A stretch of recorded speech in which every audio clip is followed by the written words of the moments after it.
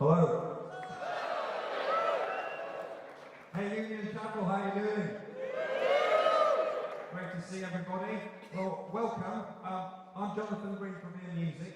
Just a quick introduction to say, tonight we are here to paint the Alice Cooper Band that took a short career break in 1974 and are back 51 years later to celebrate their new album, The Revenge of Alice Cooper.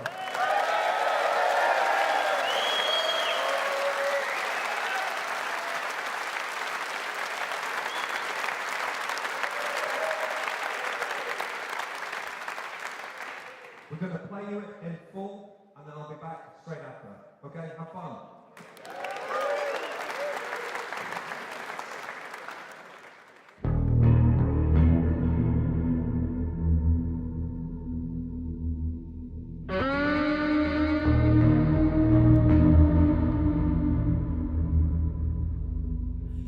I think I'll hide inside your bed sheets,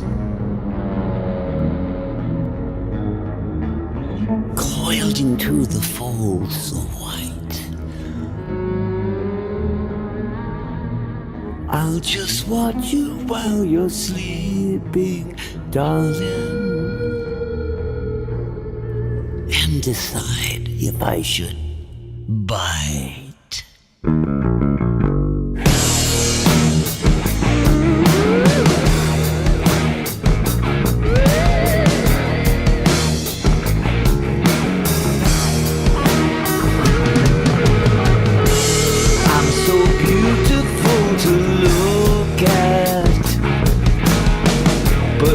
So dangerous to touch. You're just a slave to temptation, baby. Perhaps you want me much too much.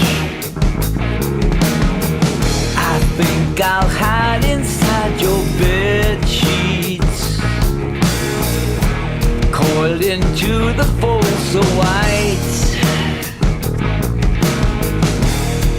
Just watch you while you're sleeping, baby, and decide if I should bite.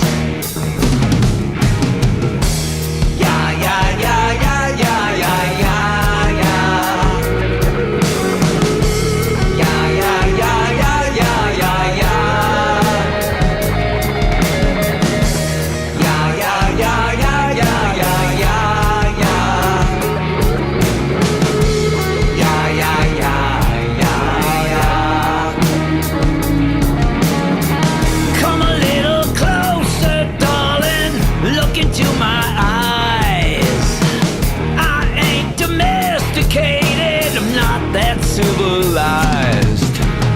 I'm crawling up your leg now, baby, to whisper in your ear.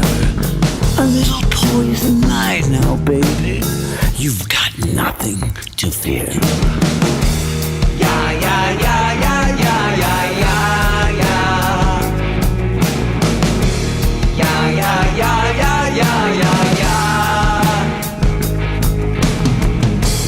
Yeah, yeah, yeah, yeah, yeah, yeah, yeah.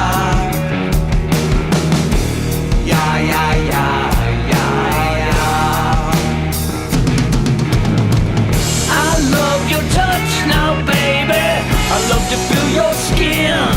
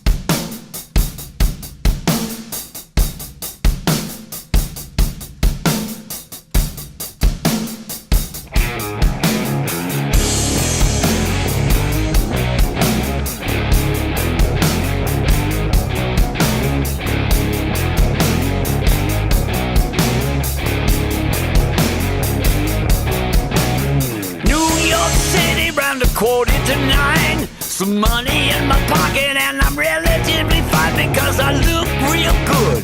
I walk in Hollywood, so I go motivating to a bougie neighborhood where all the talent there is posing, and they're all blowing nosing and supposing that's alright with me. But things get cooking, and she's so good looking that I sacrifice morality. And I'm gonna be up all night. I'll be burning bright till the morning light. Yeah, I can keep it up all night. And now my brain pan is steaming and I'm simmering red. A belly full of demons and a pounding in my head, and yet I don't look back. Yeah, I get her in the sack, but I'm out of conversation and I'm starting to lose track. And she says, sonny, honey, don't forget my money. You pay for this ability. And I said, it's no exaggeration. I'm an overnight sensation. Girl, you should be paying me, 'cause I can keep it up all night. You better treat me right until the morning light. I can keep it up all night.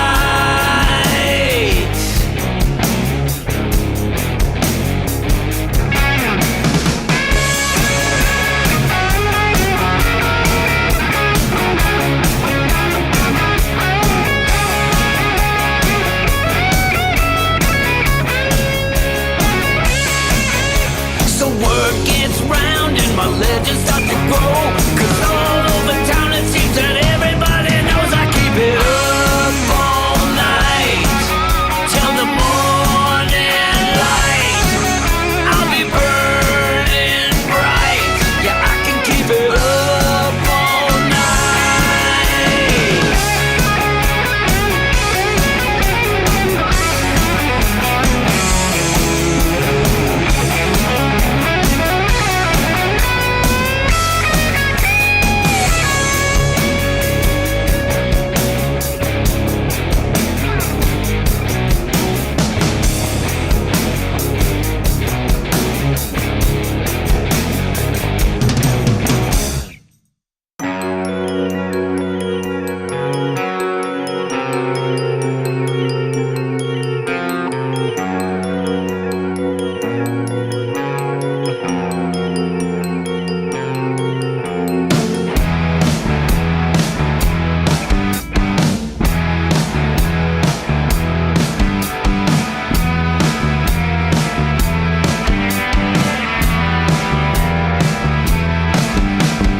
Yes, I'm institutional, but that's okay with me.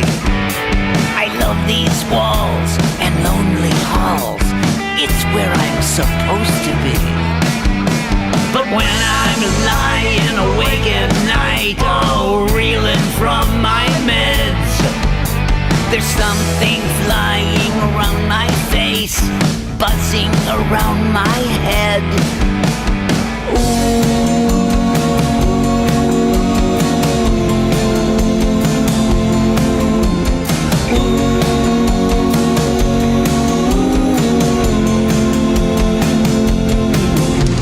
Flies, these damn flies. I hate these flies. Kill the flies. Everybody's so kind to me. They feed me every day and walk me round these lovely grounds. It's home to me this way. But when I'm standing in a trance, staring at the clear blue sky, I know that they're all watching me, just waiting for me to die.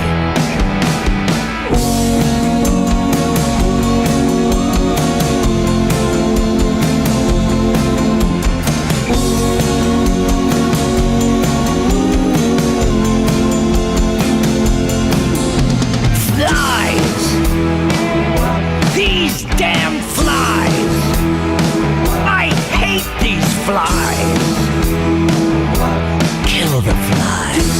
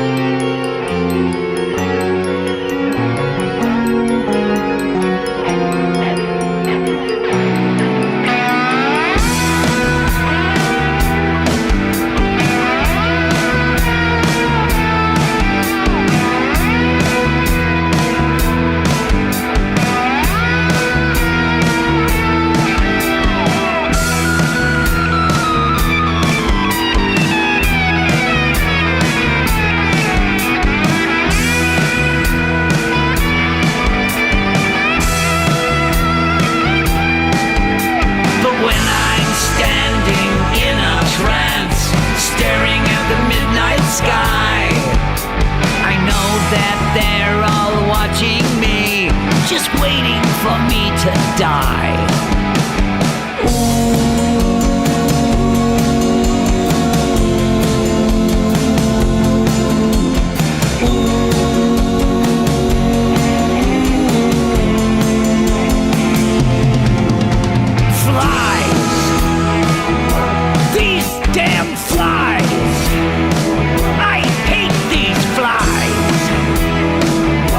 Kill the flies. All these flies. I hate these flies.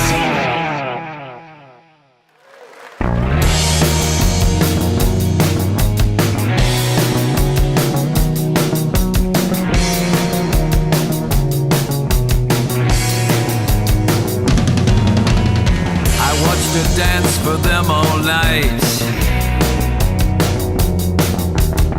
A veiled promise of pure delight. Then suddenly she takes my hand and whispers, "You're my one-night stand."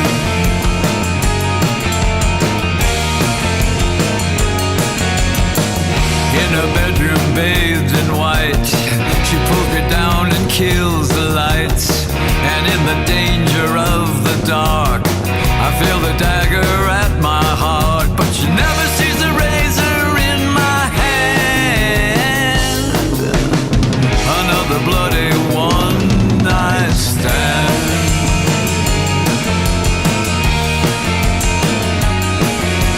She just got a taste of her medicine, a deadly taste of her own medicine.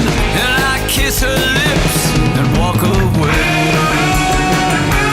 Hey, hey, hey.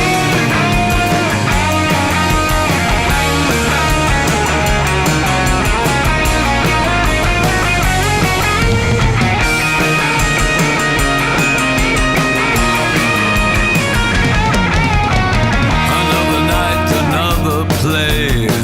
Another one thinks I'm her prey. Invites me back into her lair, an unsuspecting victim there. She doesn't really understand that I'm her final one-night stand.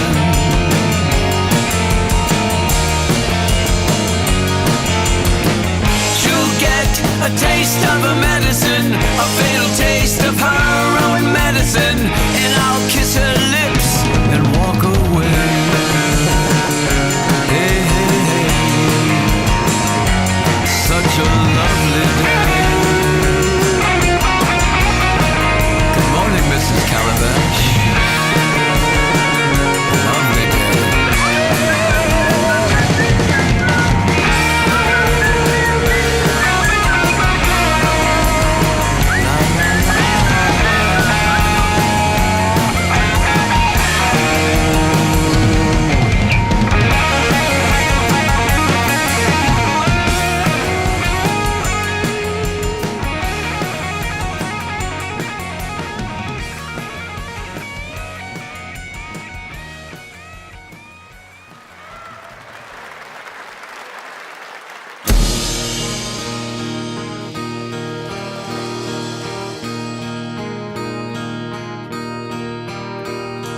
Gathering of eagles, they flew alone.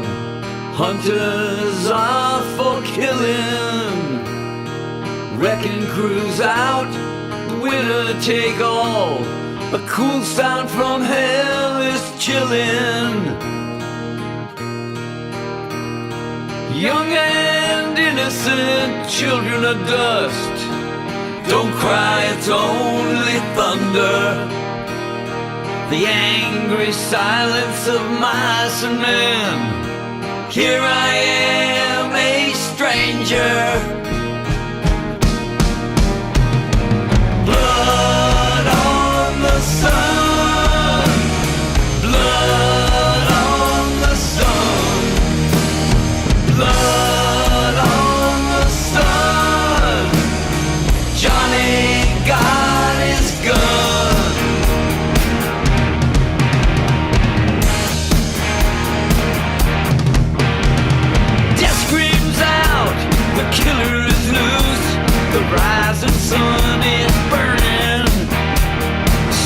is a fortune from dusk till dawn. War of the worlds, fate's turning. Flying tigers, 12 o'clock high, 1 minute to 0. All the young men between heaven and hell, a company of heroes. Blood on the sun, blood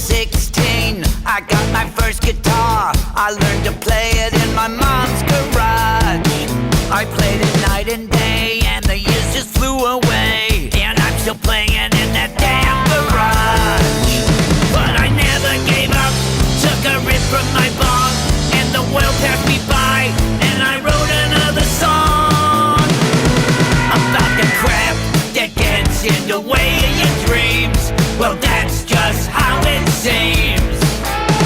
You work all your life, but you never succeed, and you don't get what you need. And ain't it a crime when you don't have a dime to show?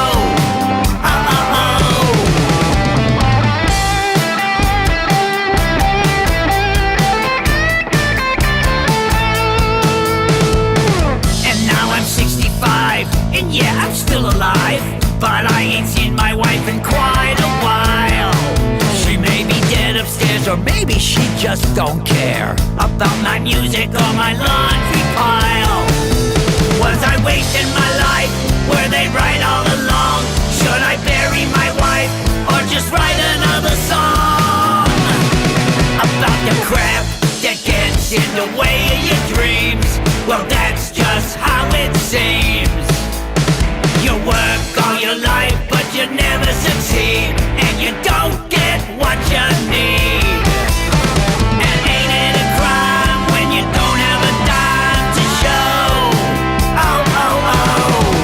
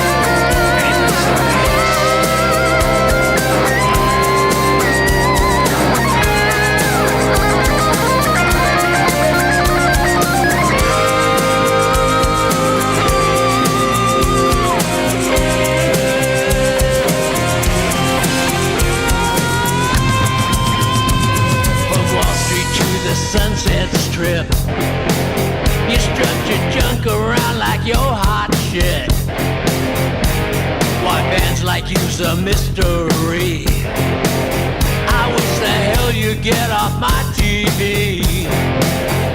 You want more when you've had too much.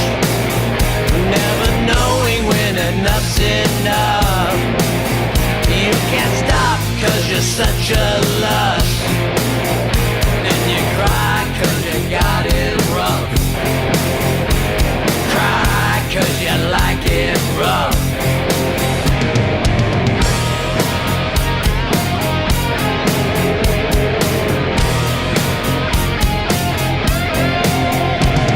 You're just another famous face, idol worship for the human race. Your life's been nothing but a total waste, 'cause you're just another famous face. You're just another famous face. Your trendy look seems so out of place. You serve no purpose, you ain't got no taste, 'cause you're just another famous face. Just another famous face. Just another famous face. Just another famous face. 'Cause you're just another famous face.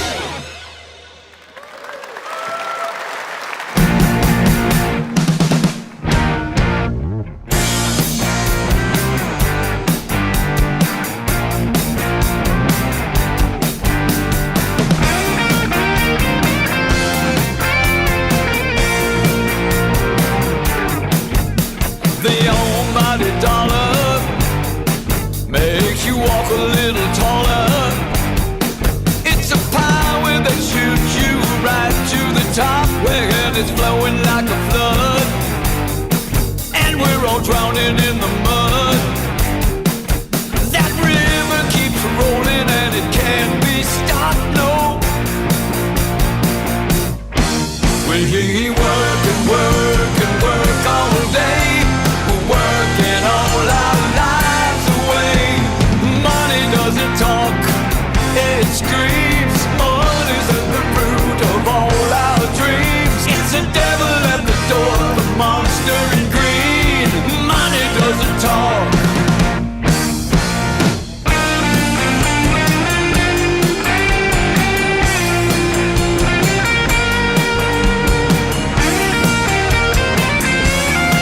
While we're all living on the street, you're in your $1,000,000 suite, where you can sit on your throne just like a king. You want power, you want gold, you want some people to control.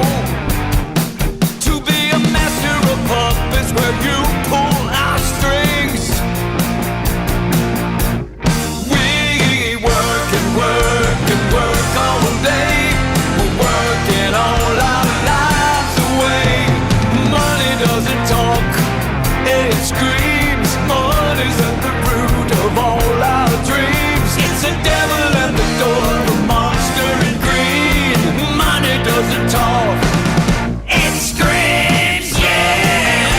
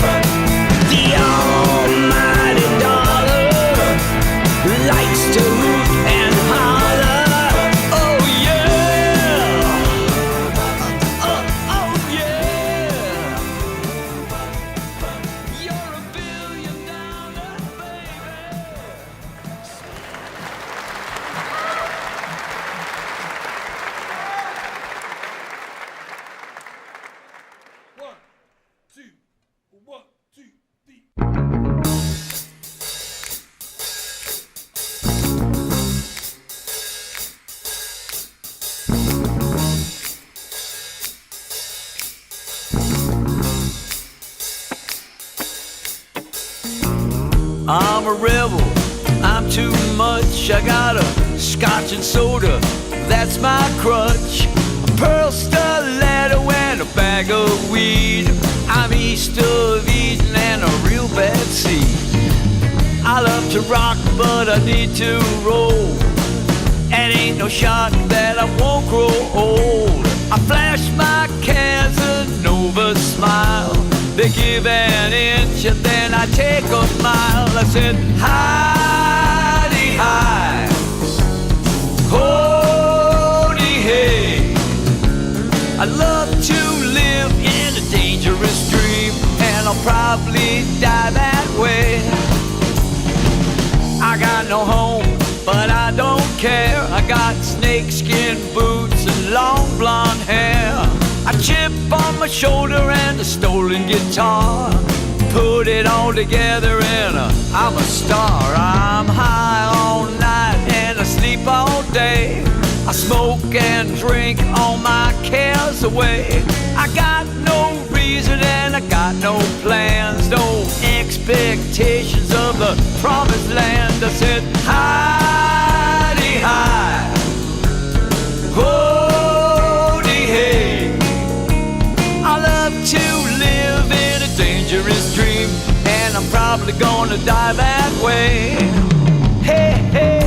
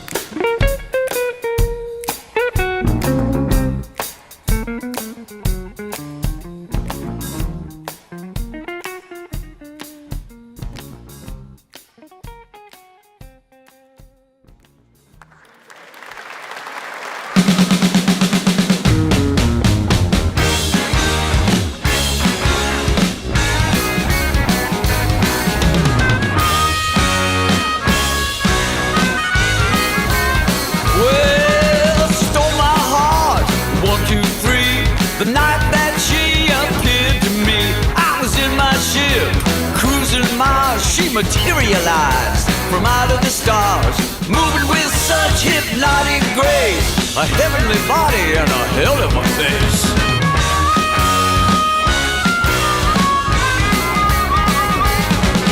She wrapped her arms around me, 1, 2, 3, bit me on the lip and she fell free to taste my blood and broke my brain. I was so in love, I didn't feel no pain. I'd follow her back to any place, no matter how deep in outer space.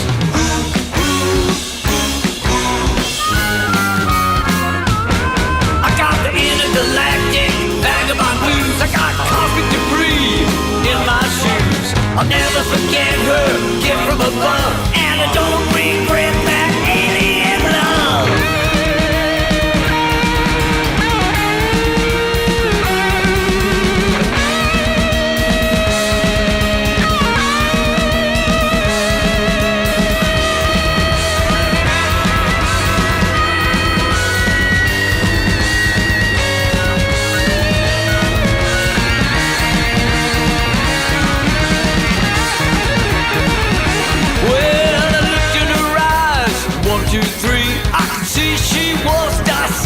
Me, said she loved my earthly style, then licked my skin with a hungry smile. Yeah, she stole my heart, 1, 2, 3, and other parts of my anatomy.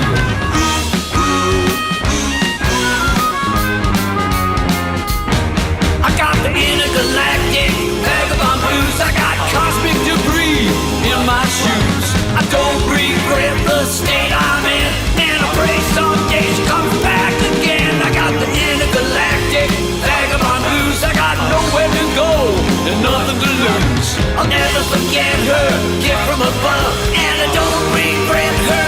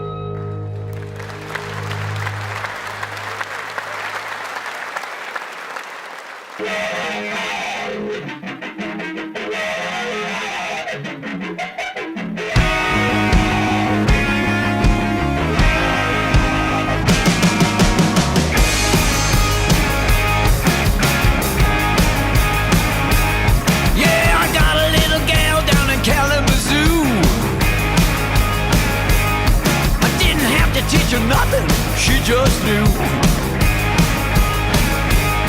We were gonna get married in the month of June, but she changed her calibration, Changed her tune. now I'm into disillusion. Don't know what to do, you Gotta tell me, pretty baby, what happened to you?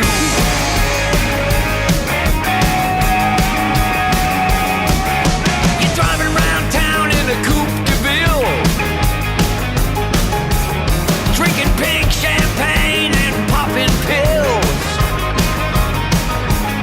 You're wearing high heel shoes and a new hairdo.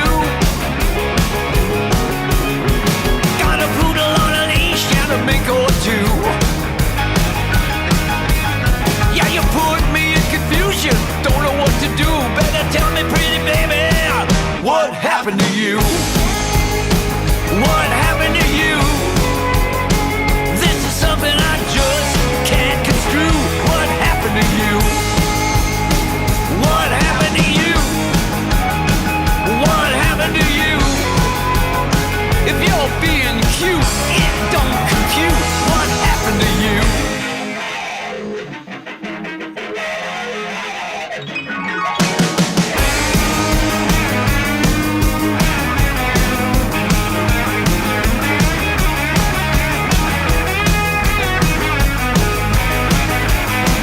You've been sneaking out late, you've been running around. Saw you slinking from a penthouse way downtown. You got a brand new racket, some opinions too. Somebody's paying the bills and I don't know who. It's my personal perception you've been busted into. Gotta tell me, pretty baby, What happened to you? what happened to you? If it's a ruse, well, I ain't amused. What happened to you? What happened to you? What happened to you? You're looking fine, but you crossed the line. What happened to you?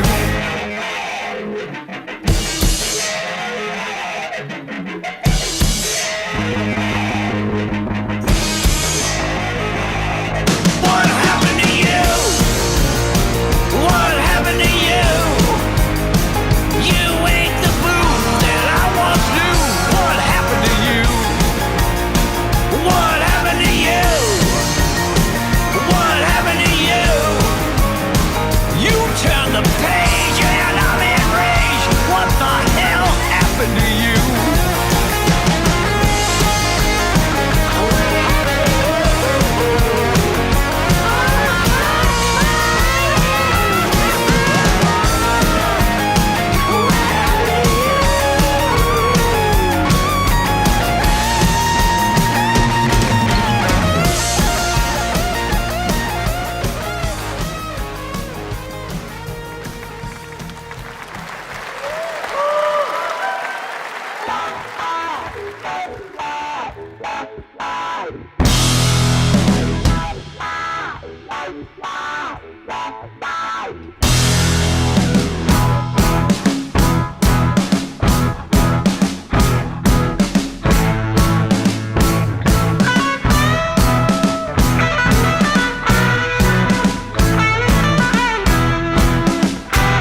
Yeah, the bells are tolled, my baby called the training gone. Ah, the bells are tolled, my baby called the training gone. Well, it's all my fault, I must have done somebody wrong.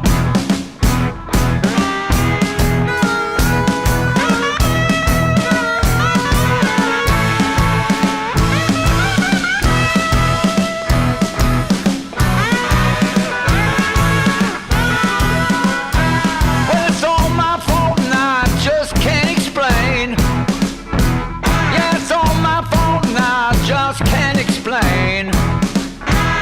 Gonna get me a new doll, maybe my luck will change.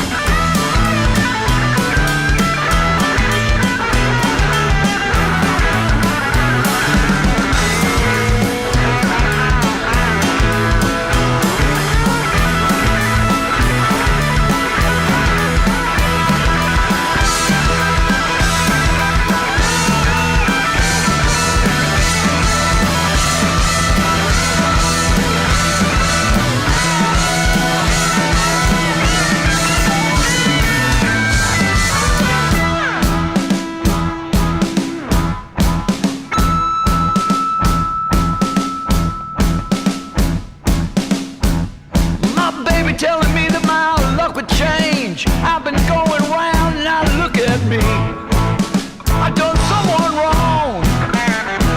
Well, it's all my fault. I must have done somebody wrong.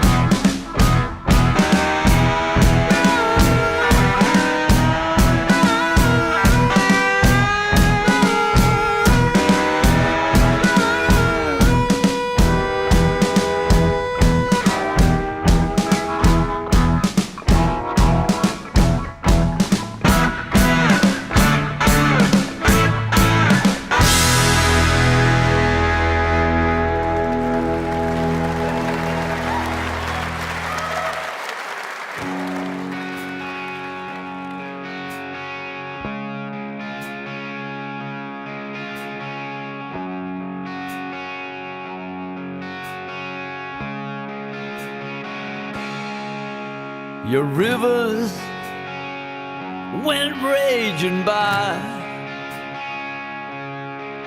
Your mountains were all way too high. And your oceans so dark and deep. And your nightmares so scary that you couldn't sleep. Those long, lonely nights were a restless ride. And your bedroom became a place to hide. But you touched the hearts of millions of friends. And I know someday we're gonna play together again. See you on the other side. I feel you on the other side. I'm gonna be with you on the other side. We'll rock and roll the night away. See you there.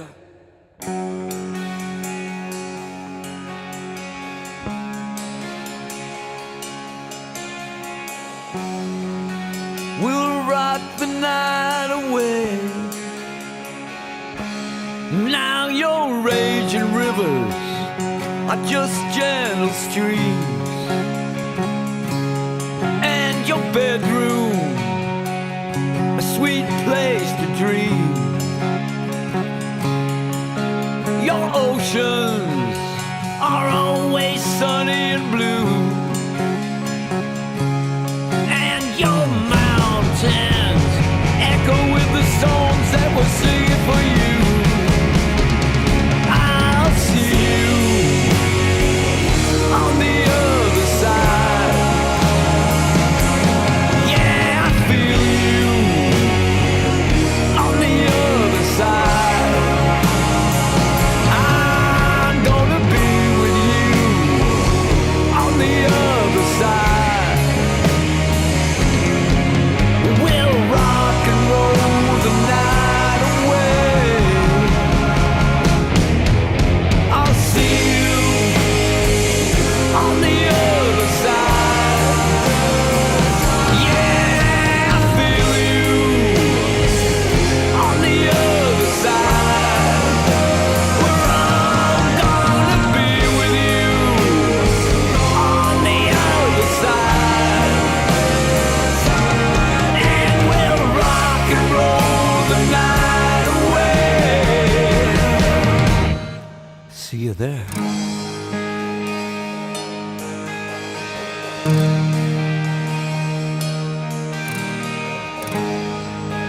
We'll rock the night away.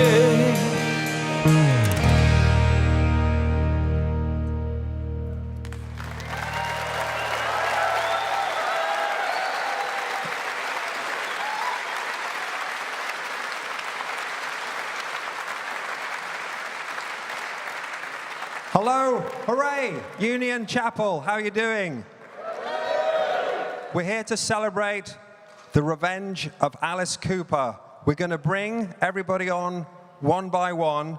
We need to take some photographs. So what we're going to do, we're going to put them here just for a minute, and then we'll get that out of the way, and then the show can start. So our master of ceremonies is the greatest lyricist of our age, the man behind The Lion King, Evita, and Chess, Tim Rice.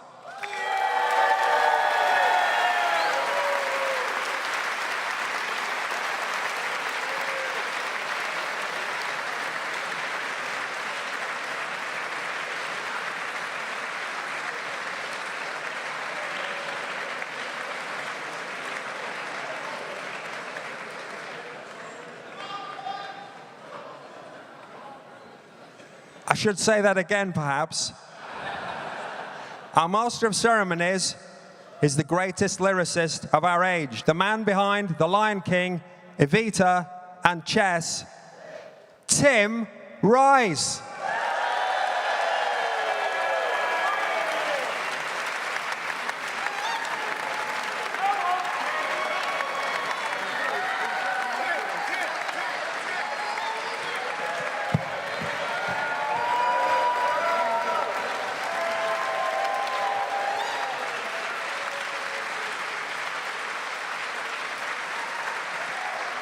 We're going to put you on the left. They call him the 5th member of the Alice Cooper Band. Ladies and gentlemen, Bob Ezrin.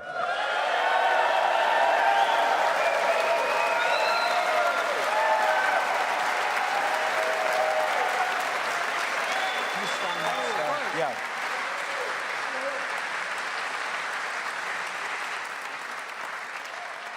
No more Mr. Nice Guy. It's Michael Bruce.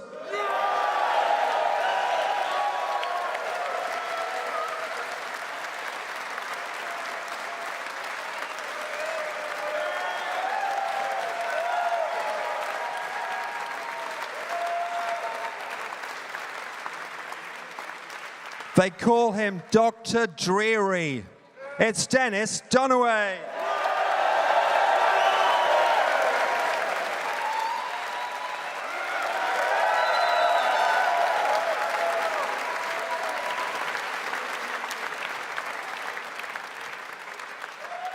He's the band's beating heart. It's Neil Smith.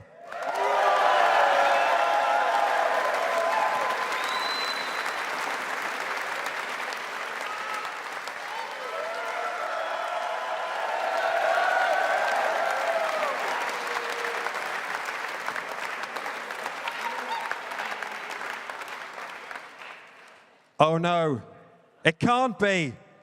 He's back. It's Alice Cooper.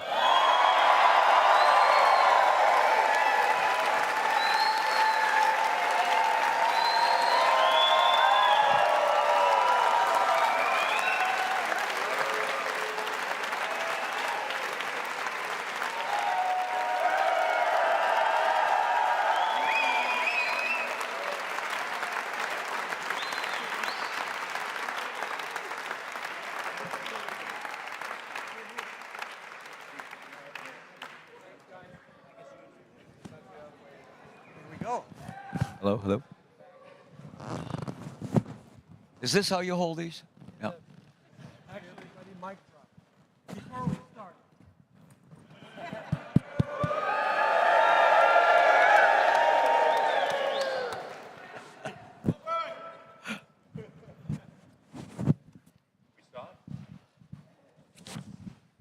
Is this on? Yes.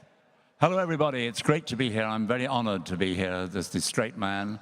It's a wonderful venue, and I've been an Alice Cooper fan for many, many years. I bought my first Alice Cooper album in 1973, so I might have been 3 or 4 months behind some of you. But I signed it. I bought it on March the 12th, 1973, and I've had the honor of getting the band at last to sign my copy 60-odd years later. A bit frightening. Anyway, thank you. I've got to know Alice over the years, been to a lot of his shows, both in America and here. But the greatest honor for me, Alice-wise, was when he played King Herod in Jesus Christ Superstar. And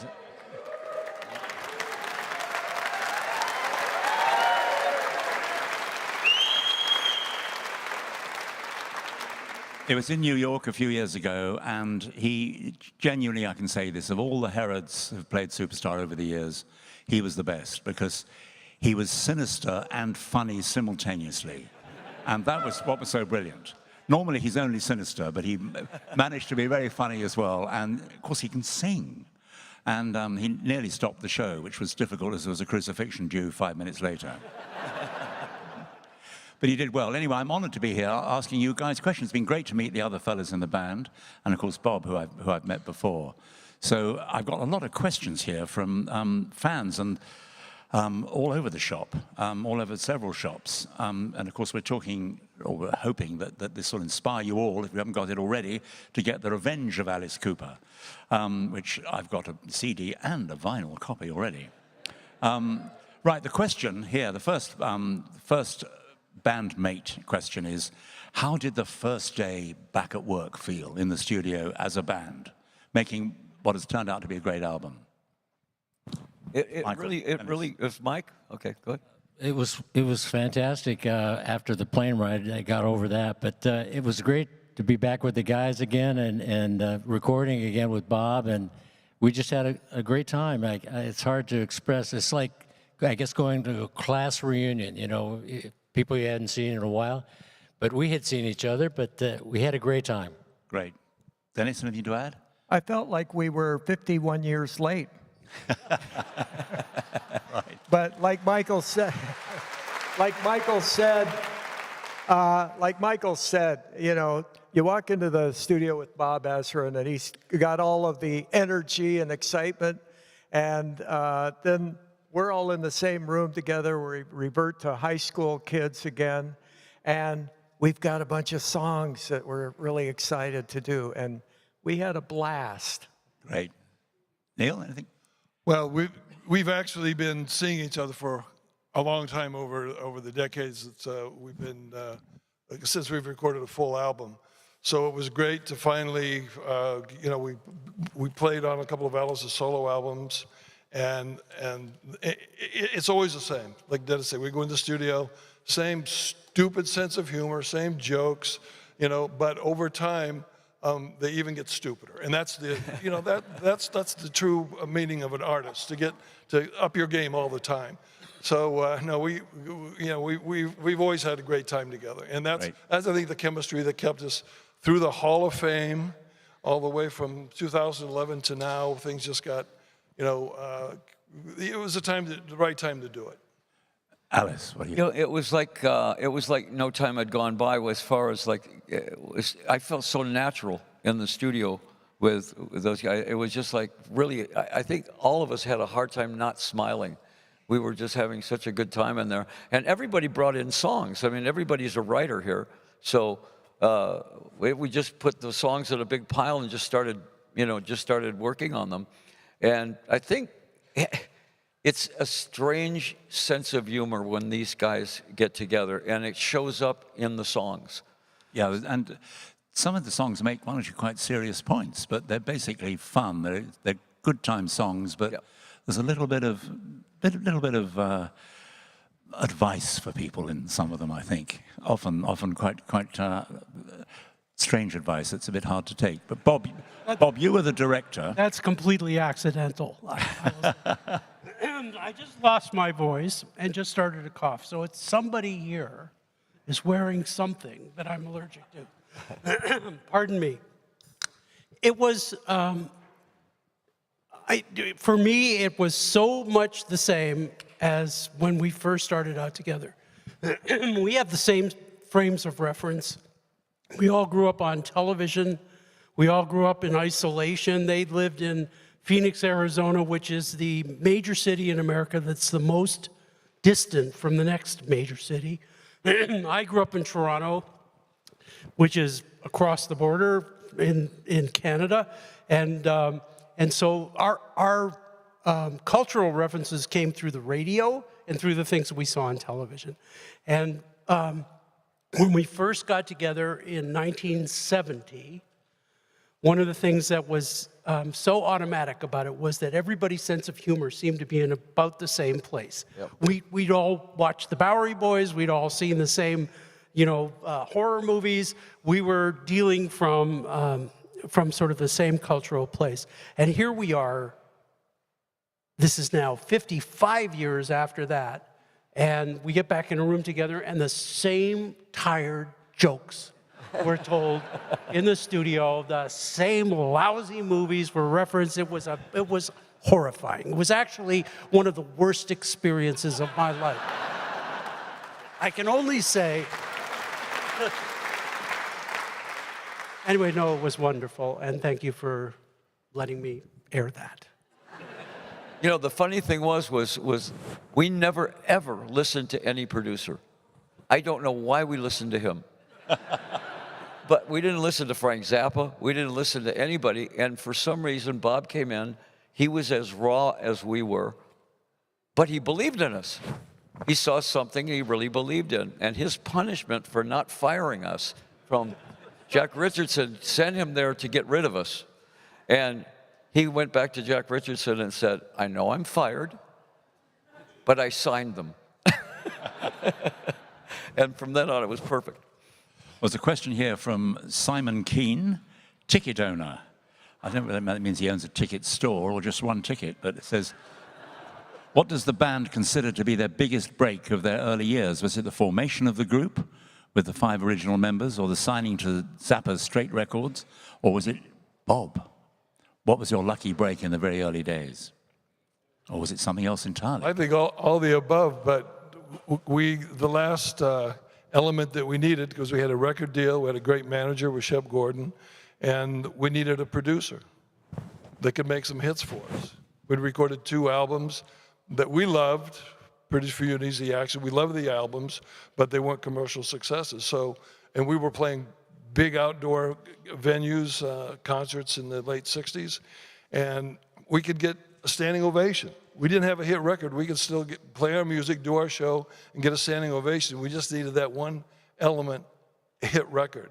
And so we did our research, and the Guess Who out of Toronto in Canada, Nimbus 9, we set our sights on, letting them know that we were, we had them in their sights, and we wanted to work with them, and eventually it all worked out, and we all came up, like Alice said, from down here all the way up together, and it was a learning process, and it still is, and that's what's makes it exciting for us, other than having. I think we can't pass over the Shep Gordon reference too lightly, right?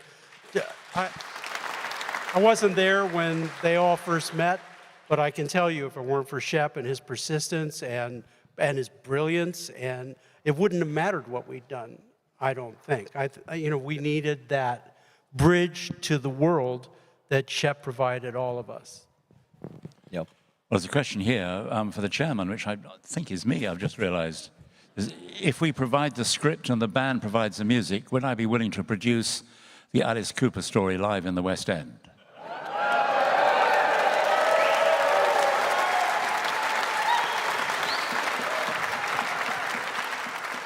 Well, I always said if Johnny Depp were a little better looking, he could play me. That's a certain winner. I'm not really a producer, but I would certainly put money into that one. Now, here's a guy called David Richards, also ticket owner. I've suddenly realized, being rather stupid, that ticket owner just means you've turned up, and thank you for turning up. I thought an awful lot of people here owning ticket companies. David says, how did you balance honoring the band's 1970s shock rock roots with introducing fresh elements that reflect who you are today? Anyone? Dennis? I think it's just, that's how we write. People were shocked at what we were doing, but we were really basically doing a lot of things that were funny. It's just that we were delivering it with a sinister attitude. And also, we knew that the best way to get kids to want to buy a record is for their parents to tell them not to buy it. Absolutely. And it worked. Okay, Ashley Arnold says, as we age, life pulls us in different directions, but sometimes there's a moment, even a flash, that transports us back. Did you ever feel that sudden knot in your stomach when you were recording the new album, like you were back in those early days, feeling that same wild energy, joy, or even chaos of making music with each other for the first time? Well, I guess you did. You've sort of answered that one. I mean, it was like nothing had changed, I guess. And I think the audience probably feel the same. Is that a fair answer? Should I be answering Ashley's We were question? so, Yeah, our it was background- very much the same. You're on your own now. Here. Right. our background was with the British invasion. You know, I mean, first you learned Chuck Berry, because that's rock and roll basic, he's the best lyricist of all time. And then when the Beatles and the Stones, and every week another band would show up. You know, there was suddenly The Who, and we went, wow, what's that? Our background, all of us, we still think like that. We still think we'd love to sound like the Yardbirds. We'd love to sound like The Who, but with our twist to it. So honestly, when we get in the studio, it was like, yeah, that's not tough enough. Let's, you know, that's even why we did a Yardbird song. Yeah, I was going to say, there's a Yardbird song on the new album, and it's wonderful. Yeah. Yeah. But everything changed for us and kicked into overdrive when Freddie and the Dreamers came out. Oh, yeah. Oh, yeah. I'm telling you now. Theatrics. Well, talking of British groups, Adam Burns says, do you remember, I'm sure you, actually, maybe you don't, do you remember your first time touring in England, what it was like, the first time you came here to play live? Were you happy with the reception? You have played in England, haven't We you? remembered it was, well, like Alice said, you know, we're all such huge fans of the British invasion. And to actually come here, and actually in one of our early press releases, Shep and Alive Enterprises, you know, labeled us the leader of third generation rock. The 50s being Elvis, and the 60s being the Beatles, and then Alice Cooper being 70s, which when you think about it is relatively true. And, you know, we gave Great Britain some great rock and roll in the 50s. They, with steroids, shot it back at us with the British invasion, and we put our sound together with all the influences from all the movies that we love, because we were all, you know, even Bob, his kids, the action movies with James Bond, another English influence on us, and of course all the horror movies, the great horror movies that were American and English. So it was just, it's always made us feel like home here for some crazy reason, and I'm being honest about that, because it's like United States thought that, you know, it was tough for us to break in there. But when we came here, it was like England got it right away. And we, and you know, thank you, England. Yes. But you still Also, drive. How many of you were here and remember when the truck broke down? Anybody? We decided that, you know, a naked picture of me on a lorry breaking down at Piccadilly Square on a Friday at rush hour. And I said, It was okay, square back we then. do understand we're going to In those jail. We days, know that. Okay. Later, it became round and Piccadilly. Yes, so we broke this truck down, and the driver was petrified. He said, "Well, I can't do that. You know, they'll arrest me." And so we promised to take care of his family for the rest of his life while he moldered away in prison. But it seemed to work. And the biggest one was Mary Whitehouse. Mary Whitehouse. Oh, wow. Who? Right, exactly. We loved her. We sent her flowers every day. She said something in the newspapers about how, you know, evil and horrifying it was that these creatures were allowed to soil the British cultural landscape with their presence, and, you know, they should be thrown out of the country and everything. And then everybody started buying tickets. Leo Absey, too. Leo Absey jumped right on that bandwagon. And I was sending them cigars, and they could not figure out why we were just going, hey, these are the greatest people in the world. We couldn't buy that kind of, And the problem is, though, is once that happens, then you have to deliver. Yeah. Once you show up and you have all that negative press, then you better deliver. And we were ready for that, so that was good. Because you had Schools Out roundabout. Yeah, we had Schools Out, and the show by that time was pretty much, and we knew what we were doing up there, Yeah. It says an interesting question here from Neil, not our Neil here, Neil Mathars. Besides Alice's voice, did you bring out any vintage gear or instruments that you used back on that album? Was it the same instruments, apart from wonderful vocals? Yeah, I used the original $1 Billion Jazz bass that I used on the Killer album and Schools Out and whatnot, with the Rotosound strings, and with a Herco ghastly green pick for you bass people, which is almost impossible to find these days, but that's what I used back then. That's what I used on this album. And a B15 Ampeg amp, which I used back then, even though I think we pretty much used direct off the pickups, right, Bob? We did, yeah. To get a little technical, but I used everything that I used back then. I brought my original voice. No, I'm kidding. No, that bass is magic. There's just something about that bass. And really, it's not just the instrument, We could have given that bass to any number of other players, and they would not have sounded like that. That bass and Dennis together create a sound that nobody else.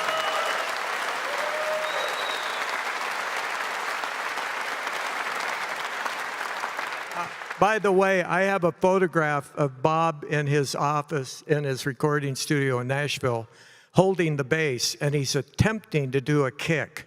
Yeah. That's right. Well, there's a question here, which I'm glad somebody's asked, because when I played the album, I was thrilled to find that Glenn Buxton is featured on one particular track. And Ingo Gerdal has asked, your late brother, comrade, Glenn Buxton was a charismatic rebel and a true original, someone who fully embodied the spirit of rock and roll. He was also a uniquely gifted guitarist. And have you got any special memories of your time with Glenn in the studio out of the road? And it's so great that he's featured on the new album. Glenn Buxton was the most unique guitar player. Of course, he was the biggest juvenile delinquent at our high school. And our other guitar player at the time, John Tatum, was the other biggest. If there was a fight after school, John was in it. And Glenn was. Alice, Glenn got John in the band because he could get beer. Yeah, we didn't get beat up that much. But Glenn, I never heard Glenn ever jam with a blues band.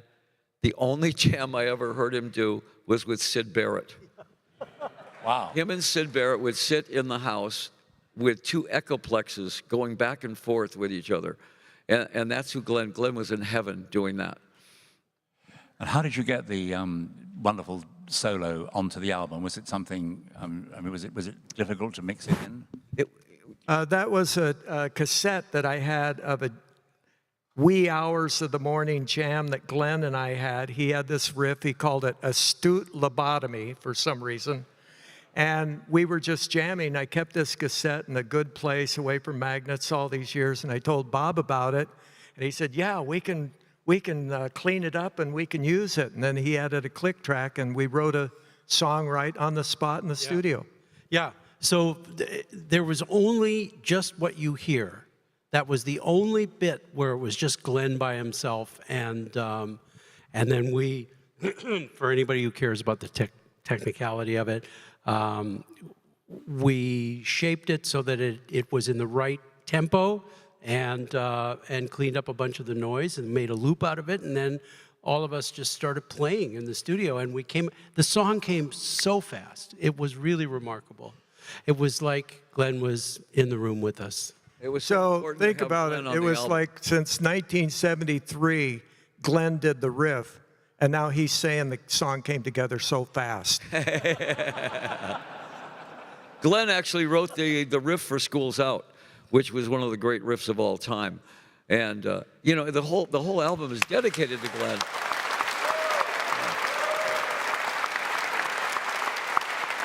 The whole album is dedicated to Glenn. He was a best friend to everybody in the band, and yet he was the biggest. Well, he was a Bowery boy. He was W.C. Fields. Do you know what the Bowery Boys were? You do, okay. And he would just say things like, if he didn't like somebody, he'd go, "What a Sid this guy is! What a Sid!" You know, nobody would say that. No. And then we turned it on him with the song "What a Sid, Sid." as in the track on the album. Yeah, well, and that song totally describes Glenn. That song, "What a Sid," is a total description of him. Right, that explains. As a backward Brit, I thought this song is a great track. It's called Sid. I thought, What a Sid. yeah. Yeah. Glenn also had a unique, his father was very much into do-it-yourself electronics and whatnot. And I remember one day we were rehearsing at the Gleason Estate, and his high E string kept popping out of the saddle. So I asked him, I said, "Glenn, can I help you get that?" And he says, no, I'll take care of it. So the next day, he comes back, and he has this beautiful Gibson 3 pickup, all done in gold and everything. And so, "What did you do, Glenn?" And he pointed out, I couldn't believe it. There was a nail next to the E string. He was kind of a direct guy. He just pounded a nail in. It's done. So also, that's a good indication. It was the early days, you know, a strap lock. For guitar players know what a strap lock is. So your strap doesn't pop off while you're playing. So you have a thing that locks it to both ends of the guitar. Well, we didn't have that back then. Glenn used a beer bottle cap and drilled a hole in it and put it on there. And I've got a question here from Timothy Smith. He says, "Are there any studio habits or rules from the early days that you still stick to? Did you have any habits and rules?" No. Show up. It was just... I think we had to show up, you know. But show up and don't leave till you're done. you know, it was so much fun to be in the studio that we couldn't wait to get in the studio. And it was always like that, though. We couldn't wait to get in the studio and just to see what Bob was going to do with our songs and everything like that. And we were a live band. We loved playing live in the studio. So this album, basically, I mean, most of it's cut in the studio with everybody playing, you know. We always did that. We always played. I always had the band play all together, and you know, within line of sight of each other, as close together as they could possibly be, because the spirit between them, as you can tell, you know, the spirit between them is not the kind of thing you can manufacture. You can't fabricate that, and they so enjoy each other, and they each of them are so impressed with the other's accomplishment during the making of records and stuff. So it's just, that elevates the level of energy in the room and positivity. There was, I can't remember, do you remember us ever having like a big negative meltdown session? Yes. Okay, which one? No, I'm okay. I remember you weren't it there. as well. It was about you, yeah. After so many years, you know, 5 of you coming back together, including Bob, of course, is there any reason why this should be now? I mean, I'm very glad it is now. We're all very glad it is now. But could you have come back to do this wonderful album 5 years ago or 10 years ago? But is this the right time now? I think so. I think it was a thing that everything had to merge to one place. I mean, it was always swirling around. It was always swirling around, and I stayed in touch. I always wanted, you know, Dennis, I got something to hear. You play great. Dennis would send me a song. He'd say, "Hey, what about this?" And you know, and a lot of that, well, Wild Ones was written a long time ago. I mean, really a long time ago. But at that song, I said, I kept remembering. I said, that song is really good, and it was about the movie Wild Ones, you know, with Marlon Brando. I think one of the most unique things on this album, when you get the album, is the most impressive, poetic song that is just, I mean, so important, is Blood on the Sun. It's all movie titles. No, but seriously. So when we first got this is true. When Alice and I first got the lyric, we were listening to this song, and And we didn't realize at first, because Dennis didn't say anything. He just sent us the song with this lyric. And we started playing around with it, thinking, well, what if we said that? And then we went, wait a minute. Every single word here comes from a movie title. Can I swear? How the fuck did he figure that out? That he managed to go through, he did it through TV Guide. He got a TV Guide and combed it for movie titles and put together this amazing lyric, which actually reads like an anti-war song. If you listen to it, I thought it was absolute genius. Yeah. That's very interesting. Did I say that right, Dan? Thank you, Bob. Yes, that's true. But TV Guides, because Glenn Buxton collected them. Yes, that's right. Yeah. It's interesting because I got the Wild One influences immediately. I do remember that film from the dim and distant past, and it crops up occasionally on old movies here. But I didn't get all those film references in the Sun song, which is a great song, but I have to go back and listen to it again, which I would have done anyway, of course, but just see how many I can spot. A gathering of eagles, they flew alone. What was it? Gathering of the eagles, they flew alone. Hunters are for killing. Yes, for killing. The wrecking crew is out. The winner takes all. So we should have had a raffle. Who knows how many song titles winner are takes in that all, movie? A cold air from a cold something. I can't remember. Anyway, but it is brilliant. When you get the album and read it, you'll go, I've seen every one of these movies. Yeah. Here's a question from Neil English. What unique quality or touch do you think Glenn Buxton, who we have talked about already, do you think he would have brought something totally different to it, or would he have slotted in just, I mean, I have a feeling he'd just be slotting in like, the old days, but adding his own magic? I mean, but did you ever think maybe Glenn could have added something to this, or not? Absolutely. Glenn would have brought his own fire to it.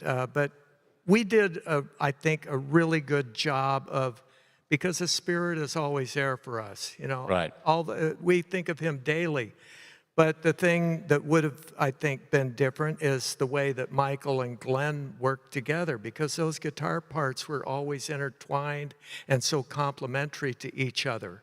So we did this album thinking of what Glenn would have done, but Glenn was full of surprises. That was it. We would, all of a sudden we'd be doing the song, and I'd go, what was that?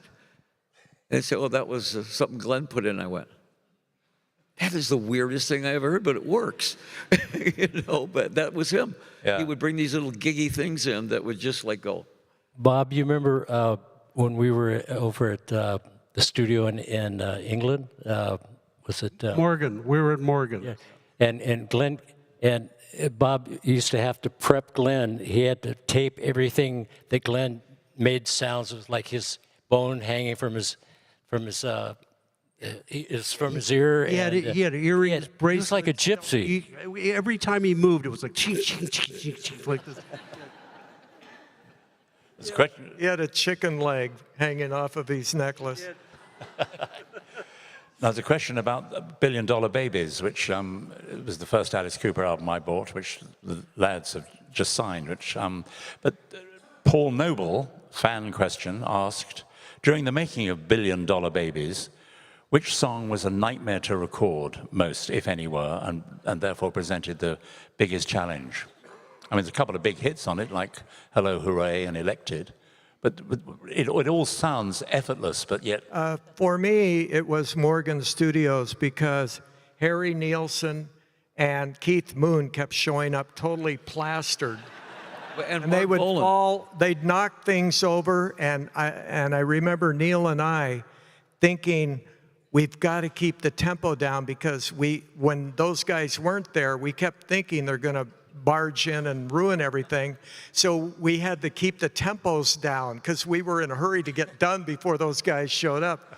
And the middle part of Unfinished Suite, where it has the wah fuzz pedal that I'm doing on bass, I remember just perspiring, because I was praying. I was thinking, I'm getting this take. And I'm perspiring, just looking over at the door and hoping those guys weren't going to barge in. But it wasn't Jay, it was Mark Bolan Rick Gretsch, Harry Nilsson, Keith Moon. Donovan Leach. And they all decided, Keith decided he was going to play piano. Yeah, so Harry Nilsson was going to play we have drums. to set this up properly. We had just finished tracking, so that's when you're recording the whole band. We just finished, we were about to go into vocals. We broke down the session because they were playing on, was it Top of the Pops that you were doing? Yeah. So they were playing on Top of the Pops. They needed their gear. It all went out of the studio. And the thing about the BBC is that there's a bar. The good news is there's a bar. The bad news is there's a bar.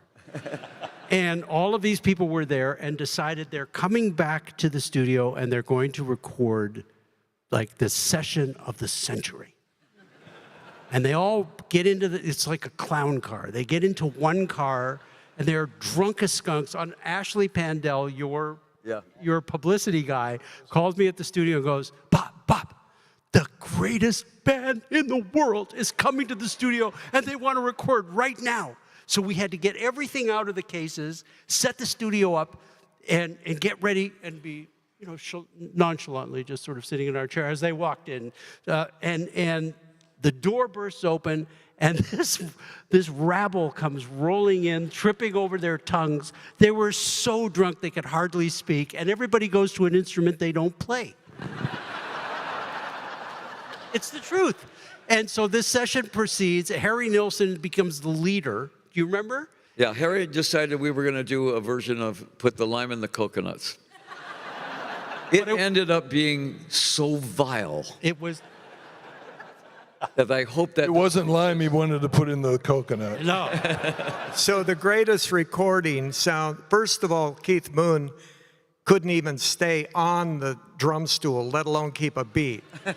And the recording sounds more like a bunch of drunks just trying to outgross each other. It was frightening. And finally, it just became so embarrassing that I had to go out and ask everybody to leave. How do you do that? You've got a room full of massive rock stars. So just gently, I went over to each one of them, and Rick Gretsch was playing drums. I took the drumsticks out of his hands. He kept playing, and then looked and went, oh right, yeah. And I said, Rick, go to the bar. Go to the bar. Morgan also had a bar, so he went to the bar, and one at a time they all gently left. It was Harry who refused to leave. And Harry, God rest him. Now, I have to say, as I tell this story, we all love Harry Nilsson. Original Hollywood vampire, by the way. Original, an amazing guy. But when he got drunk, Harry could be difficult. Let's put it that way. So he just said, you're sure it's okay that I swear? So I said, Harry, that's it. Everybody's left. You're alone now. You have to go. And he goes, oh, I get it. Just because you deem it to be garbage, I have to stop creating. And I said, no. Just because it's our fucking nickel, you have to get out of our studio right now. So so he did leave, and then as we were doing vocals and stuff, he kept showing up. Yeah. Remember? He kept coming, he kept crashing the session and telling Alice what to do. It was amazing. But he was crashing a lot of other people's sessions at the same time. He turned up on almost everyone's albums, I seem to remember. Well, I thought we drank, but we didn't drink anywhere near these guys. I mean, Well, even when we lived in Hollywood, we'd go to a lot of parties, and Harry was always on the floor, behind a couch. It was always horizontal. Matter of fact, in that studio was the only time I ever saw him vertical for a little while. But he couldn't walk a straight line. He could barely make it over to the piano, but he'd sit down and this angelic voice would come out. yeah, great singer. The words, though, you can't repeat right now. So first of all, look at this room here. I'm thinking 52 years ago, would we have thought that we'd be in a church doing this?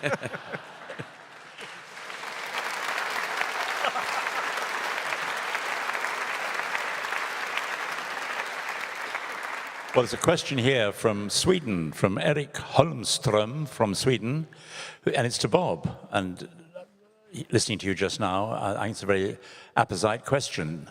Eric says, when are you going to write your memoirs? I thought I was right here. Right.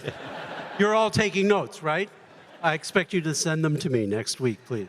That's a long story, and we'll talk about it later. And talking about church, I mean, Alice, do you feel this is the sort of perfect building to get through to lots and lots of people? I mean, whatever the topic, be it religious or be it, as we are talking today, music, do you feel the building, a wonderful building like this, adds something to human contact without trying to sound too pretentious? Because I feel it's a great place to be, talking. Yeah, this is actually this is really, really something in here. I went back and started looking at lyrics from way back there, and almost all of them had a religious content. I grew up in my dad was a pastor, my granddad was a pastor. I grew up in a Christian home, so that's what came out of me at the time. And I thought that was really interesting. Somebody mentioned that. They said, look at these songs, they're all biblical. And I didn't really realize that till later on. That's interesting. Actually, we were on the road somewhere in the Midwest, and we got there early, and we couldn't check into a hotel because we hadn't got paid yet. So we were just bored, and this church had a wooden cross. It was three-dimensional box, and Alice starts carrying it around on the stage. You know, there's nothing happening. We're just sitting around. So I got a call from my mother, and she goes, I just talked to my sister, and she said Alice was creating sacrilege on stage. I said, no, it's just a bunch of long-haired guys bored, you know, and we're fooling around in this church. But she was like, she was just beyond, she was losing it. She was blown away. There's a question from Robert Silverman, who simply wants to know, in Public Animal number 9's, who among you wrote the lyrics to Be My Lover? I'm especially curious because of the line, and I played guitar in a long-haired rock and roll band. You remember? You're the guilty man. I think Mike wrote most of that. That was actually kind of a true story. Be My Lover. So we were flying, I think, to Los Angeles, and so we came on the plane, and there was an elderly lady sitting on my seat, and she turned to me and she said, "Are you boys an orchestra?" I said, no, and it came up in the conversation. You really wouldn't understand, you know. And it was I met this girl on the plane, and it was like it actually happened. You know, she walks into the room. She walked into the plane instead, you know. And we got to talking, and I said, "So what are you doing after you get to Los Angeles?" She says, "I'm going to a funeral." Nice. And then David Liebert said that I said, "Well, what are you doing after the funeral?" So I guess I was desperate, you know.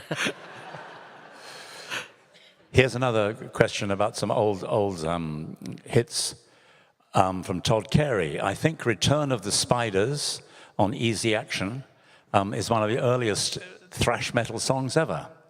Would you ever consider re-recording any tracks from the first two albums with Bob at the helm? It's on.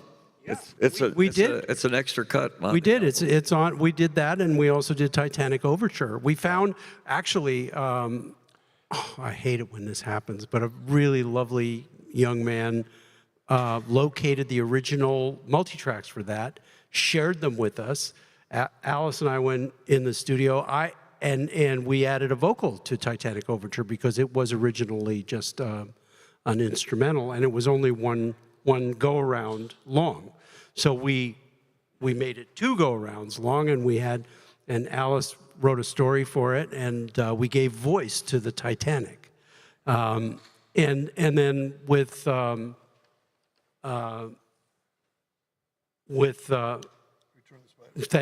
Return of the Spiders, what we did was we just tightened it up a little bit. I mean, these were the original performances, but the recording was kind of strange, and you didn't really, for my money, hear the instruments that clearly, and with AI, if I may say, we were able to isolate elements that were all mixed together in the original recording, and we could bring the drums out, and we could bring the bass out, and then we just tighten the song up a little bit. So it is the original performance, but it's the original performance made a little bit more sonically pleasing. Was that done with Zappa? Was that when we were recording Pretties for You? Did we play that for? No, I think that was No, that was Easy Action. Oh, okay. But I don't remember doing it with a straight beat. But the original song came about when we would play in LA, the Pretties for You era, where as soon as we would walk out on stage before we even started playing, people would start yelling insults and lining up at the exits, except the GTOs would be front and center screaming. Yeah. And so I thought, okay, I'm going to write a song. Stop, look, and listen, to get people to rethink leaving. Yeah.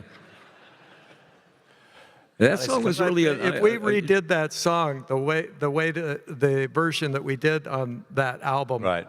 I would have to do a lot of practicing to keep up that tempo on that bass part. Alice, so many of your shows have been very theatrical, obviously. Have you ever thought maybe I should go Broadway-wise, if anybody ever said, you should write a Broadway play, I say, it's written. It's called Welcome to My Nightmare. Yeah. That was a Broadway play. That was basically, we designed it as a Broadway play without watering it down. It was hard rock all the way through, and then we just put everything we could throw into the pot in there, and it worked. But it was a Broadway play. How much did you depend, if at all, on any directors for some of your very theatrical rock shows that I've seen over the years? Well, basically we learned how to do it from Nightmare, but the director on that was from West Side Story. I mean, he was the choreographer. That's how I met my wife, Cheryl. She auditioned for the show. By the way, our wives are here. We should probably... Could they please stand up? There they are.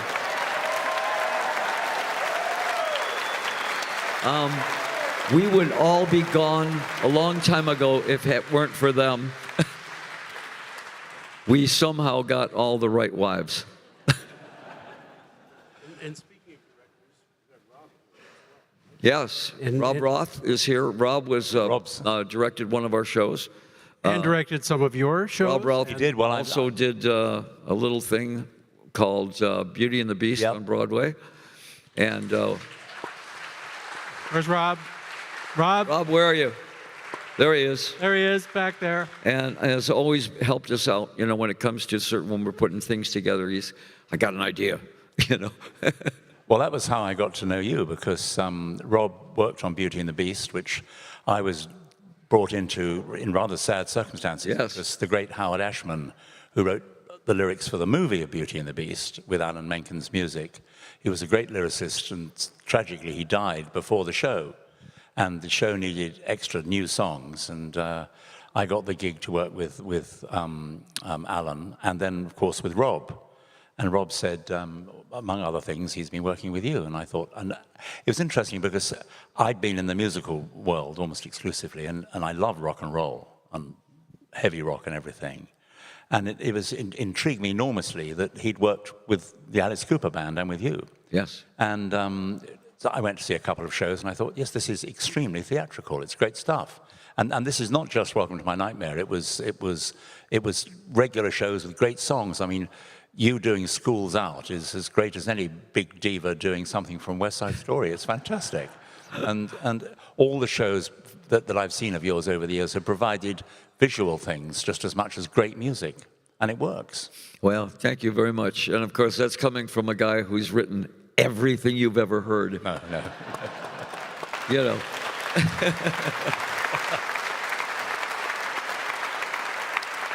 The list goes on and on and on and on, and it's really kind of a big compliment that he's here working with us, today. So it's I'm glad you're a fan. So, in the early days, we were self-directed. The band would have these meetings to decide how we were going to kill Alice next. Your guillotine or whatever it was. Great stuff. And if you have a band decision to make, and there are only 4 of you, well, I suppose Bob would be 5, so you aren't going to get a tie, I hope. But is it something that you all have to agree with on any decision, be it musical or even visual? Or is it something that if 3 go for it and 2 don't, you'll all go for it? Are you a democracy, is what I'm saying? I think we always pretty much agree on everything once it's solidified. Otherwise, because it has to be fun for us, has to be exciting, and that's what's kept the spark alive for so many, and we'll continue to do so. And some of these songs, it depended on what drug you were on the day before, because we'd write a song and we'd all go, yeah, this is so good. The next day you listen and go, whew, what was that? Sometimes I think, we're involved in every part of every song, and sometimes I think it's whoever can debate the loudest. Right. And how often do you feel that is there ever a time when one of you thinks, I'm not quite sure that my part is right or whatever? Is it? I mean, do the team rally round something if it goes wrong? You obviously are a great team. Well, that was Bob. Bob would come in and we would play it. It sounded okay to us. There might have been something somewhere in there that's not right, and Bob would go, it's because that bridge does not set up the chorus, and the chorus is not paying off. And that would be something we go, oh yeah, you're right. It's not. Like on What a Sid. So we were discussing what song should we do next, and then What a Sid came up, and then Bob said, but there's something a little fishy on the chorus. And I said, yes, because the first time I played that song for you, we decided that you had to help me fix that, whatever was wrong. That's right. And you came right in the studio, ironed it out, we recorded it. Yeah. And also another perfect example of that is our first hit song, I'm 18, which was an 8-minute song we played live on stage. And when Bob worked with us, whittled it down to a 3-minute hit version. So that was what was missing in the band, and that's still to this day. That's the chemistry and the camaraderie that Bob brings to the table with all of us. And I think it's undeniable. We all write songs, but he has the magic of hearing it a little bit differently, just like Alice just said, and hearing it in a way that it will all really work together. And that's just something, that's what we were looking for. After Easy Action Produced For You, that's exactly what we were looking for. And we wanted our, George Martin. What we just kept saying, we kept playing it, and he kept saying, dumb it down. And we'd go, no, we got this guitar part. He's going, no. What's the song about? It's about a kid that's 18. He's a boy, he's a man, he's confused, he's this. It's got to be just basic. In fact, it even goes, dum, dum, dum, dum, dum, dum, dum, dum. And it's a lot of dumb. It got so basic that it was powerful then. It was all the stuff that we wanted to put in it, made it weak. The powerful was just in that. It couldn't get away from it. And that's when we really learned, okay, the simplicity is really what's powerful. And before he got a hold of it, the intro was longer than the song wound up being. Yeah. And he's like, well, we got to get rid of the intro. But we like the intro. That's the song that, Alice, you did. He brought the lyrics in, and we all listened and we liked it, but we were encouraging him to do it again. And so he came back with another set of lyrics, and wow, this is getting good, and then one more, Allison, and he came back with what you hear now on the record, and we all went, that's it. We all were right behind it. It actually began as a riff that Michael had that we would play when we were doing a It was a warm-up warm-up, or yeah. a sound check or something, just to test the instruments. And then we got these ideas where each guy, like, we would just be playing the riff over and over, and then I would get some funny idea about a high school kid, and I'd sing a verse, and then somebody else would sing, and it was very loose and it'd go on for 15 minutes maybe. But then when we talked to somebody at Warner Brothers Records, who's the biggest record buyer in the world, an 18-year-old, because they're still living at home and they've got a job. So we said, oh, wait a minute. So it all focused. And then Alice started going in that direction. And Rosalie Tremblay, Canadian, WCKLW, and Windsor, Canada, the girl with the golden Just ears. CK, just CK, Canadian, CKLW. CKLW in Windsor, Canada. Windsor, yep. And I got to have a drink with her one night in Arizona many years after that she made that a hit. And I asked her, I said, so what made you think that was a hit? And she said, the lyrics. The first verse alone, I already knew it was a hit. And that was your first big single. He kept saying, oh, do that edgy song. Oh, yeah. And I went, edgy? So, yeah, What is okay. edgy? He goes, Okay, in my defense. Is that a true story? In my defense, yes. It's a totally true story. So I got sent by my boss to New York to see the band play at Max's Kansas City. They wanted my boss. They didn't want me. They'd never met me before.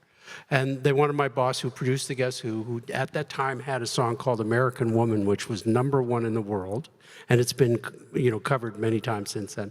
And they had, Shep had a little meeting with my boss, Jack, and Jack, being Canadian, as we are, very polite man, didn't say no, because we don't say no. We say things like, I see, that's really interesting. Well, we'll discuss that. So, and Shep walked out of the meeting thinking he had a deal, and Jack turned to me and said, get rid of them. And so Jack had promised that I would go see the band, and if I liked the band, then he would go see the band, and if he liked the band, then maybe he would do it, and so on. Anyway, I got sent down to New York to a midnight show at Max's Kansas City. And I was just telling your friend this story a few minutes ago. So I go to Max's Kansas City at midnight. I follow the laser beams down Houston and into the club and walk into basically a vision of hell. Everybody in there had spider eyes and spandex. They all had, ghostly white faces, jet black hair and jet black lipstick and finger. I'd never seen anything like it. I was a hippie from Canada. They do the show, they come out, they've got sets and props and lights, and everybody in the joint knew all the words to all these songs, including songs that had never been released. And the show was just, it blew me away. And so I went running up the stairs after they were finished, and I burst into their dressing room, and I went, we'll do it! We'll do it, because I think you guys can make hit records. And I'd only been working for the company for a few months. So I didn't know what a hit record was. I wouldn't have known one if it had jumped up and bit me. But I said, I think you guys can make hit records. And they go, well, we think you guys can too, man. And I said, well, I love you guys. They said, well, we love you, man, and I love you. And we all love each other. And I went out in the street and realized that I was so fired. And then had to go back to Toronto and basically beg, Jack to understand. And I just said, this is not rock and roll. They were in t-shirts, there were no jeans, they had sets, they had lights, they had props, they had all this. And I said, people had spider eyes and spandex, they knew all the words to all the songs. This is the beginning of a cultural movement, Jack. And he goes, all right, enough. If you like it so much, you do it. My memory of the night, because it was very loud, was they had this really cool song called I'm edgy, and I don't know what I want. I'm edgy. So when I get to Pontiac, Michigan, to do pre-production, first question, where's Jack? He's coming. Jack's coming. Yes, he'll be here anytime. Okay, so now, but let's start working. So the first thing I said was, can we work on that song, I'm edgy? And they all looked at each other like, what? And I said, that song, I'm edgy. And that was my first win. Yeah. The funny thing was after he left the show at Max's Kansas City, we all looked at each other and went, who was that? So I remember So Bob, we called him the Boy Wonder, and we weren't the only ones. The Boy Wonder, because he looked younger than he was. And when he was at Max's Kansas City, hey, I'm going to get you guys a record deal. We're like, Glenn is like, right, kid, I'd buy you a What a drink, Sid. but you're too young. As if Glenn didn't do illegal things. So what's coming up next, guys? I mean, dates, and will you do another album, do you think, in a year's time? Have you thought about that? We're just going to let AI do it for us, actually. We're all going to sit home, smoke cigars, and... Do you have any lyrics kicking around? Yeah. You could come up with something. I'm sure. Right, I'll try. But what are your next live performances? I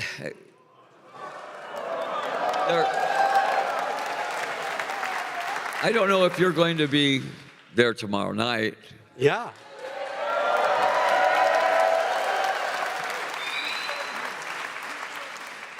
You never know what's going to happen, an Alice Cooper show.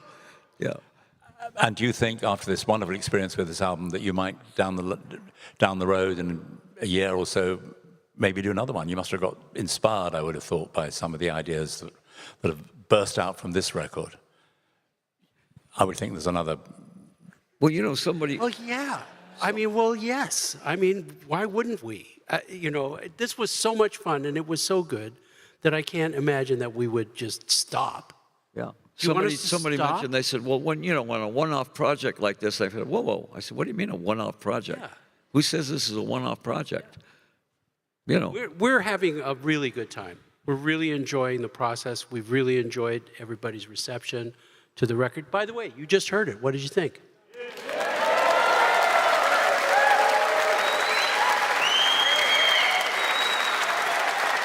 Cool. So, as in all things, we'll let the audience decide, should we do it again? There you go. The curse of Alice Cooper. Well, I think that's fantastic. Do we have time for one or two questions from the floor, or is Toby around? Gentleman in the front. Any what, sorry? Oh, any thoughts on Ozzy? Oh, right. Oh, man. Ozzy was like us. He's a lifer. We call certain people in this business lifers. People that are going to do it till they can't do it anymore. Pete Townsend, the Beatles, the Stones. Those guys are still going because they're lifers. It's not financial. It's because it's what we love doing. Bob Dylan still does 150 shows a year. You think it's for money? I don't think so. It's the same with the Stones or McCartney, any of those guys. We got into this thing in high school with the attitude that we were going to do this till we couldn't do it anymore. Ozzy finally came to the end of that, and he was a lifer. He would have gone on as long as he could go, and you've got to give him all the credit in the world. He was physically in not good shape, and he still did it. And so, nothing but respect.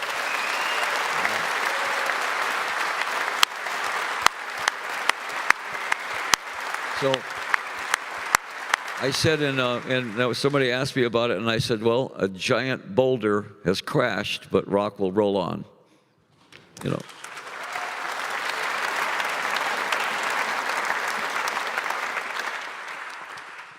Anyone else who would like to? There's a lot here. Next one, gentleman here. Yeah, thank you.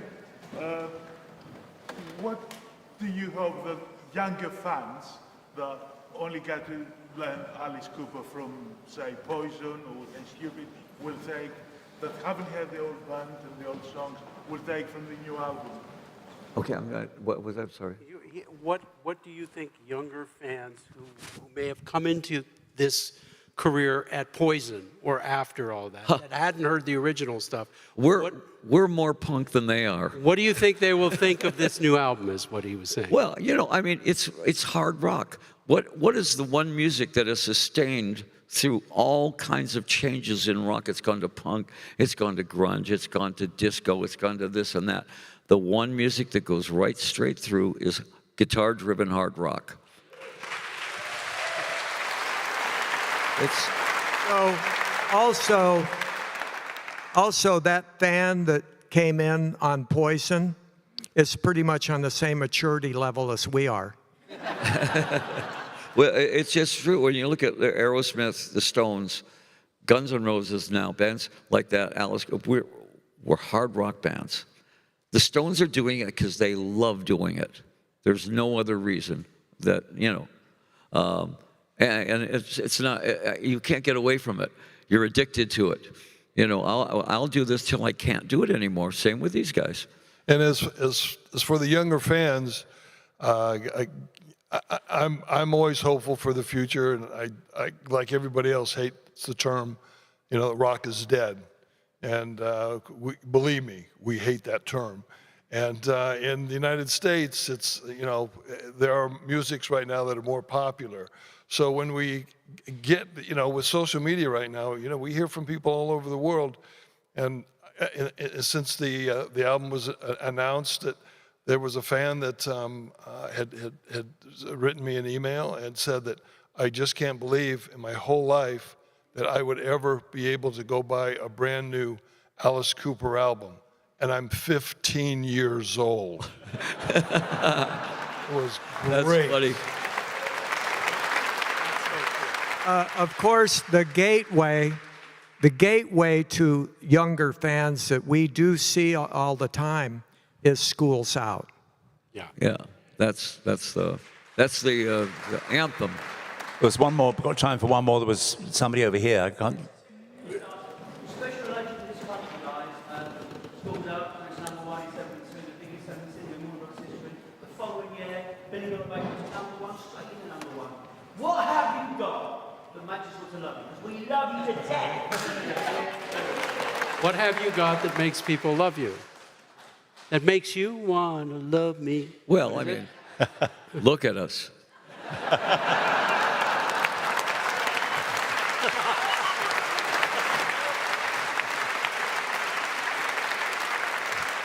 We're not decrepit yet. What's not to love, baby? Well, I guess that's probably, we've learned an awful lot about Alice Cooper, some of which we didn't know before, a lot of which we did know before, being fans. And I can say, having played the new album a couple of times, that I'm sure many of you have, that it's just as if time, in one sense it sounds rude, but it's not, it's a compliment. In a way, time hasn't changed when you hear that album. It's the same magic's there, the same power, the same emotion. And it doesn't matter that it's 2025. It's music for 2025 because the music in 1975 was so good, and it survived. And I personally would love to thank you guys for Bob and the band for everything you've done.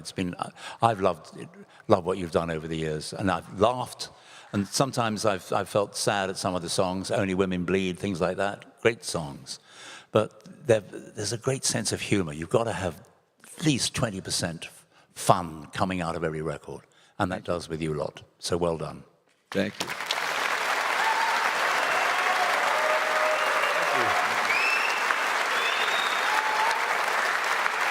Well, not only are we in a church, but we have a knight of the realm interviewing us. Who'd have thunk it? Okay. Is that it? Thank you, guys. Is that the end? Thank you all. Thank you. Thank you. We're back, baby.